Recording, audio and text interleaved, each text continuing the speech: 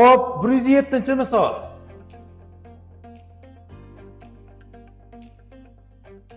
Qaysidir yili yanvar oyida 4 ta juma, 4 ta dushanba bor ekan. Dushanba deyapman-ku. Dushanba. Shu oyning 20-kuni haftaning qaysi kuniga to'g'ri keladi? Qarang. Dushanba bilan jumada ikkovidan 4 tada bo'lishi kerak. Demak, o'rtadagi radnisalar bo'yicha olsak, qarang. Birinchi kunda men 1-yanvarda seshanba deb oldim. Hop, 2-yanvar qaysi kunga to'g'ri keladi? Chorshanba. 3-yanvar payshanba, yaxshi kun a. 4-yanvar esa juma. Ana endi jumaga kelib bo'ldikmi? Keyingi juma 7 kun qo'shim kerakmi?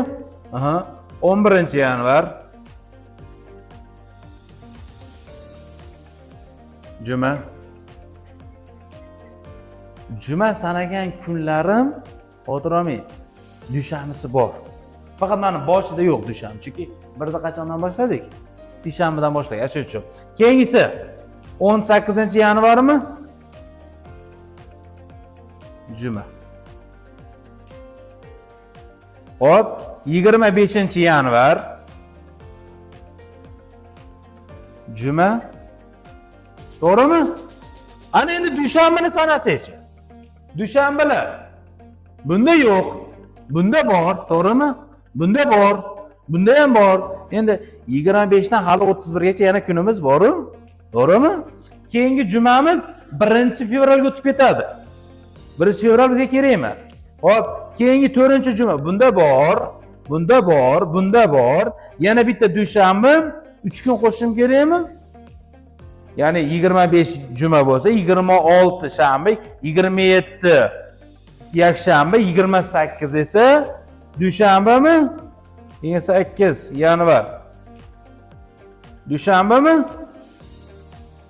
To'g'rimi? To'g'ri keldim. 4 ta jumam.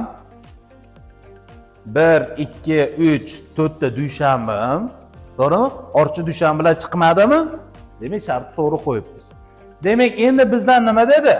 20-kun qaysi kunga to'g'ri keladi? 20 kunga qaysi biri yaqinroq? 18-yanvarmidi? 2 kun qo'shdim. Qaysi kunga to'g'ri keladi? Yakshanba. Demak, 20-yanvar ham esa yakshanbaga to'g'ri keladi.